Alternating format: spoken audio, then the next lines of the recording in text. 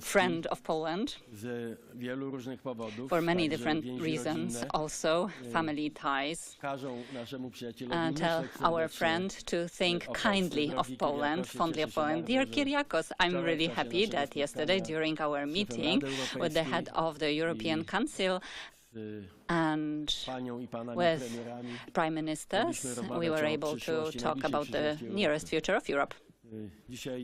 Today, we talked, and we will still be talking about our bilateral relations. We have a lot of common experiences, and I wanted to point out that for many reasons, closeness of views, tempers, our cooperation with Prime Minister Mitsotakis is really great. We can always count on each other, and it does matter a lot considering the significance of Greece in southern part of Europe and significance of Poland on the eastern flank of Europe. We will try to have effective influence on the European strategies concerning European security, concerning migration.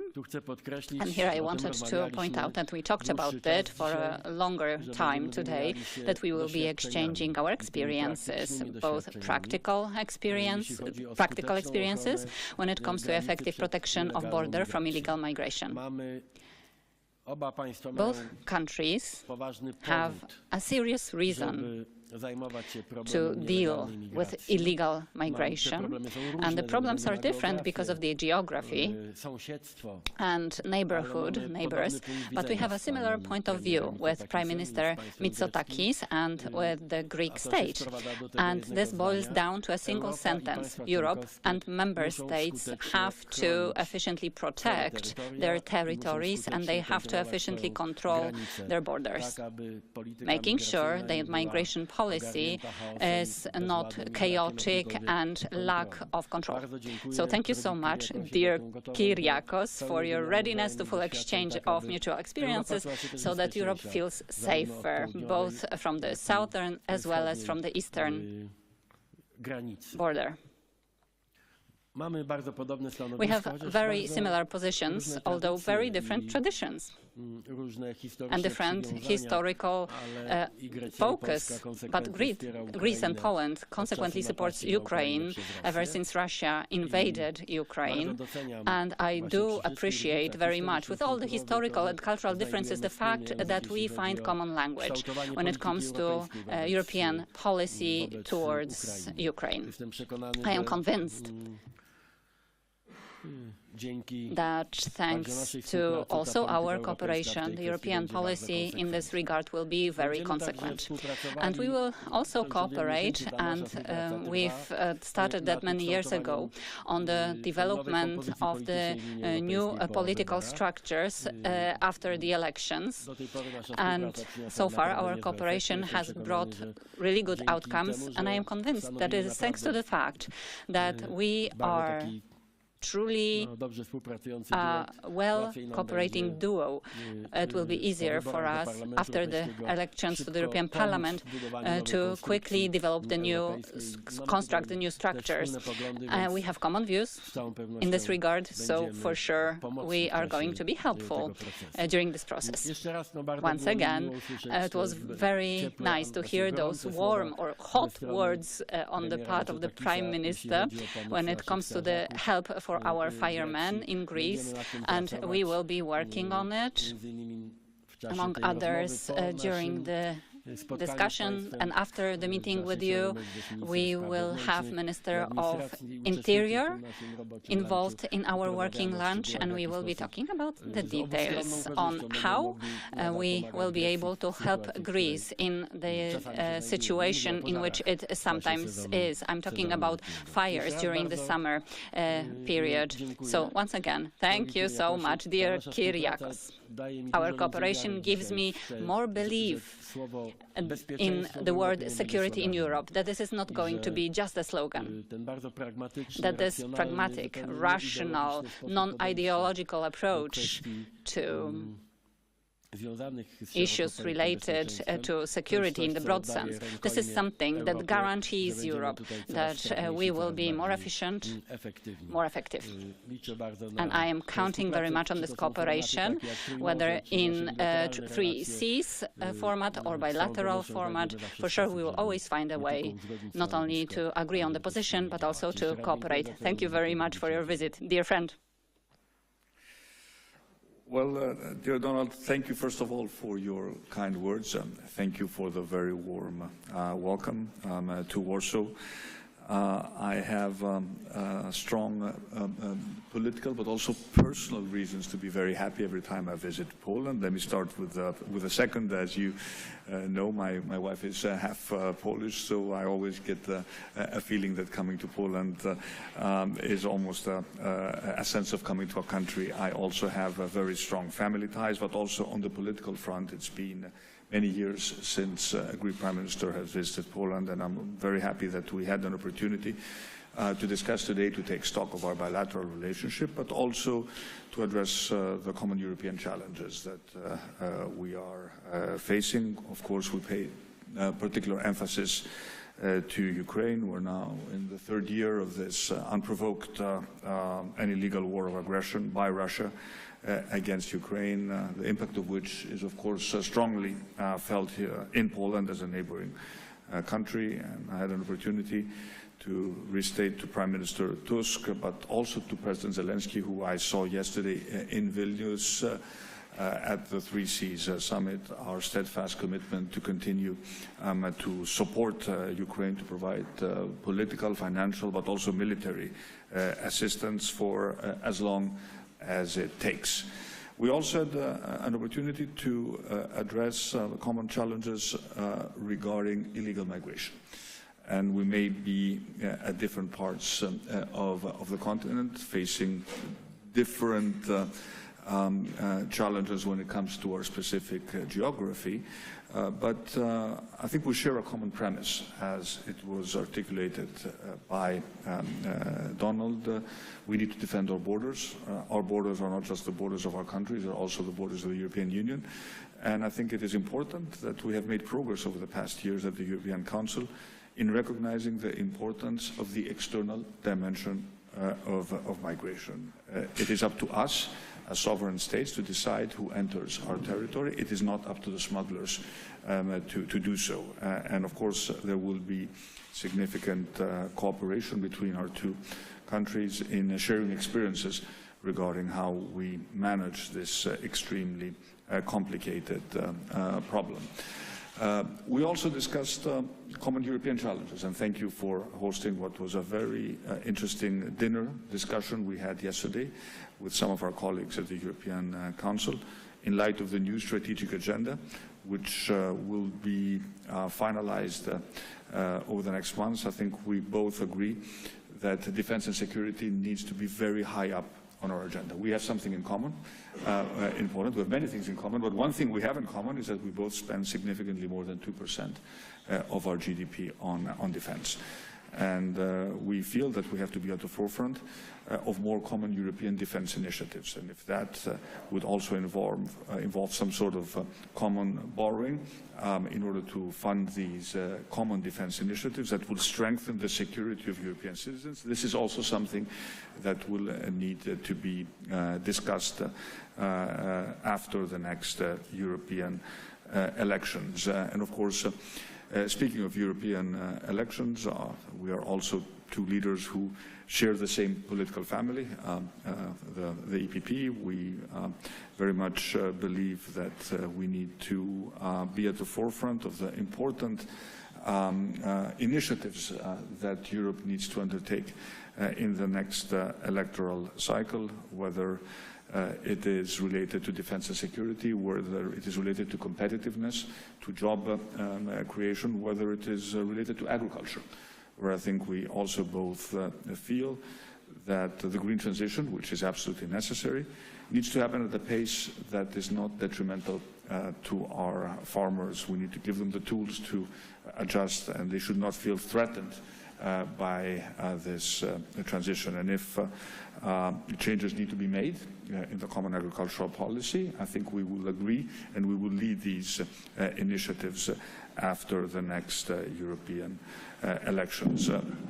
Let me conclude with what Donald mentioned regarding the presence of Polish firefighters in Greece. We're very, very grateful to the fact that when Greece faced a big climate-related disaster, our Polish friends were there to support us. And we are very much examining a mechanism by which some Polish firefighters could be permanently stationed in Greece for weeks or even months during the summer in order to help us in case of an emergency. This would be a very good example of European solidarity in practice, and we're always very grateful for the assistance that Poland provided us in a very difficult time for my own country. So let me thank you again, Donald, for the wonderful welcome. There's a lot to be discussed also in our bilateral meetings regarding the strengthening of our economic cooperation. I should point out that 1.3 million Polish tourists come to Greece every year, and of course quite a few Greeks come to Poland, but we certainly would like to see this number increase significantly. So this is also an open invitation for those of us listening to us to choose Greece as a tourist destination for your summer holidays. But again, thank you so much for having me and my team here in Warsaw today.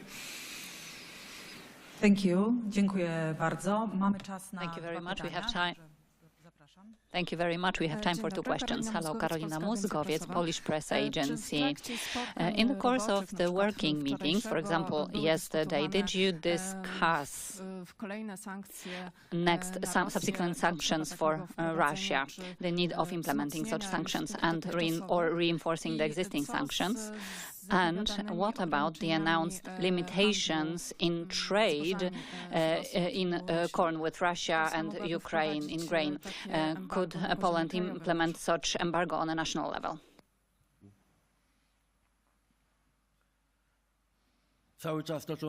Well, we keep talking about it. Yesterday at the table in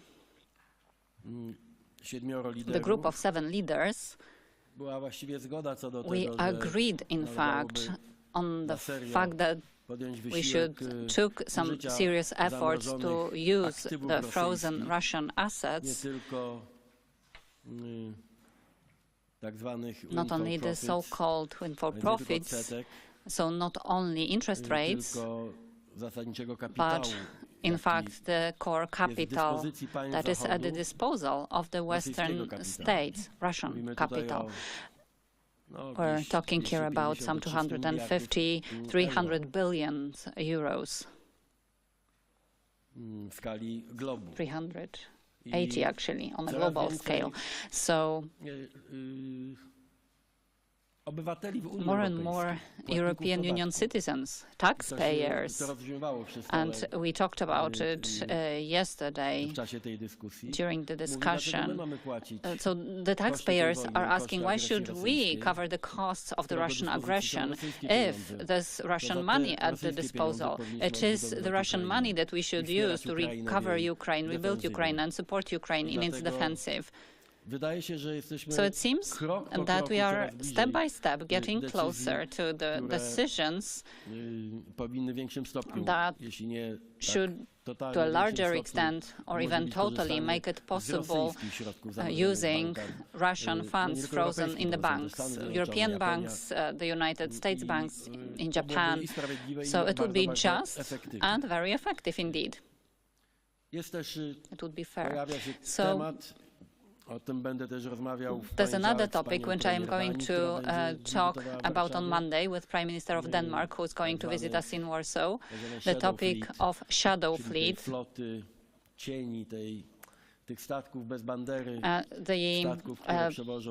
ships without flags that transport Russian oil, but nobody really knows, in fact, and is not able to document that. These ships are often in very poor condition, mainly the Baltic Sea, the Dutch Strait, and the ports on the Baltic Sea. There's at least one important reason to consider blocking the shadow fleet. We're talking here about 100 or even more ships with oil, transporting crude oil, and that's an ecological, environmental reason. There are a sufficient amount of true reasons why these ships shouldn't have been allowed to transport crude oil on the sea. And I hope we will quickly arrive at agreement here. When it comes to grain, we adopted a rule, and thank you for full understanding to this idea, which is aimed at arriving at a decision as quickly as possible. So 50% toll seems right, which the European Commission can impose using qualified majority. What do we need? Is it qualified majority or ordinary majority to impose the toll, the customs toll? Qualified majority, but that's better than full support, full agreement. So 50% for grain and for Russian and Belarusian grain actually eliminates their competitiveness, and this should be enough for us. Just one quick point on sanctions. Let me start with a general observation that the European Union has been remarkably united in its support of Ukraine, which is not what the Russian regime expected when it attacked Ukraine back in 2022.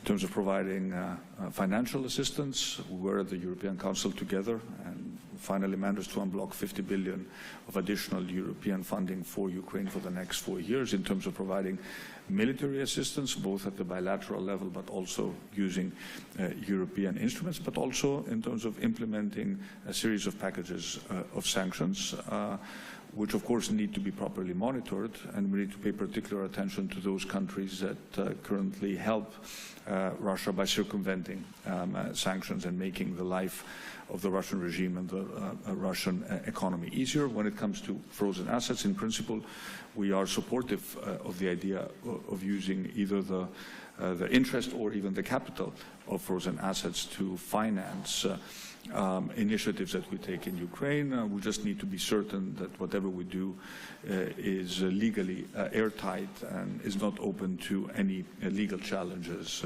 in the future. I kolejne pytanie, zapraszam. Next question. Prime Minister Tusk, Prime Minister Mητσοτάκη, Dimitris Gatsios from the Hellenic Broadcasting Corporation. You are both leaders of the European Union and the European People's Party with a fresh mandate. So what would you define as your common challenges, and how do you see the day ahead in Europe? And let me point something else. Greece and Poland are two EU and NATO members that spend a large percentage of their GDP on their defense. How do you position yourself in the debate on a European defense strategy and industry? Can this be realized without some form of joint borrowing? And in what ways could this strategy put into practice? Thank you. Well, first of all, you're right to point out that we are two leaders with fresh and strong mandates to implement significant reforms in our countries, and this is something else we have in common. We've spoken a lot about the future of our European defense union and what it would mean, not just to invest more as individual countries in defense. We are doing that, and we certainly far exceed our obligation as NATO allies, but we need to explore new pathways to cooperate as Europeans using European technology to address common challenges. And in that respect, yes, I do think that the discussion regarding using some sort of joint borrowing to finance a new European defense fund that would purchase European equipment for common European security needs is a discussion that needs to take place now. We cannot postpone this discussion much later.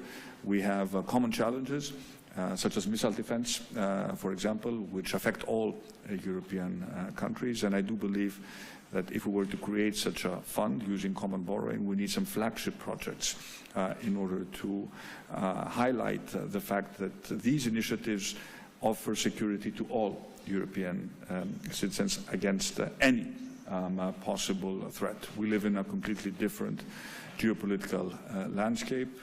When the last strategic concept was developed back in 2019, no one thought that it would be possible to have a war on the European continent. But 2024 is not 2019, unfortunately, when it comes to a geopolitical situation, and these new security challenges need to be at the forefront of our initiatives after the next European elections, and I'm sure that with Donald we see eye to eye when it comes to these issues. Undoubtedly, the Ukrainian war, I mean the Russian aggression against Ukraine is a very brutal test for all the European countries and for the EU as a whole. Today it's quite clear that we are not prepared for the worst scenarios. Now it's a totally different epoch than 5 or 10 or 15 years ago. It's not, I'm not here to alarm or to, I'm not a Cassandra to give you this dramatic prospect of our future, but I have no doubt that the war is, this is our reality. Here in Poland you can hear sometimes, close to the eastern border in my country, you can hear the voices of war, bombs, rockets. It's really here. It's not an abstraction. And what we can see not only in Greece and in Poland, yeah, we are the leaders, we are on the top in the ranking of countries spending percentage, proper percentage of the GDP for defense in NATO. But even we are not satisfied by our preparedness for these times. And the fact that we are searching ammunition for Ukraine, equipment, it's sometimes it's almost impossible to find any kind of stuff. Because, frankly speaking, money is not the biggest problem. Europe is rich enough to help Ukraine with equipment and ammunition and weapons. But the problem is that we are not prepared with our industry, with our infrastructure, and there's no alternative for our way of thinking, that Europe must become a political and military power if we want to feel safe on our continent. And our views here are exactly the same. And we will use our capacities and our influence in Europe to mobilize our partners in Brussels to strengthen Europe when it comes to military and defense capacity. Thank you very much. Dziękuję bardzo. Dziękuję. Dziękuję Państwu. Do zobaczenia. Thank you. And now well-deserved lunch. And now lunch. Yeah.